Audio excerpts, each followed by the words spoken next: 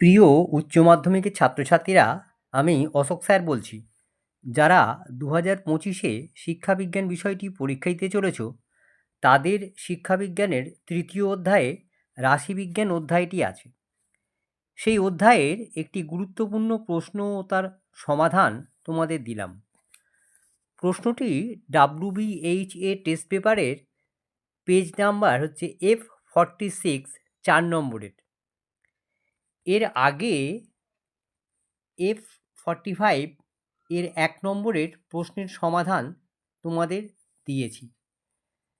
যারা এখনও প্রশ্ন ও তার সমাধানটা তারা দেখোনি, তারা অবশ্যই তোমরা দেখে নেবে। আর এরকম প্রশ্ন উত্তর পেতে গেলে তোমাদের চ্যানেলটিকে অবশ্যই সাবস্ক্রাইব করতে হবে, আর বন্ধুদের মধ্যে তোমরা এটা শেয়ার করে দেবে। কেমন?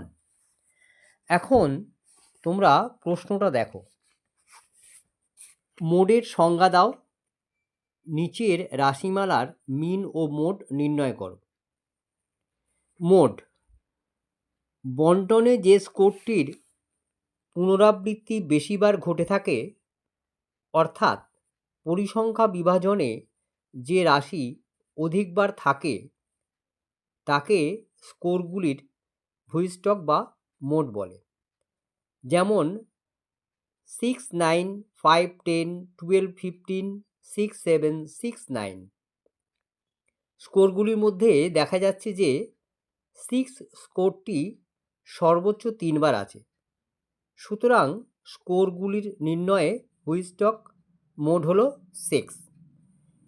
এবারে তোমরা মিন আর মোডের সমাধানটা ভালোভাবে দেখে নাও।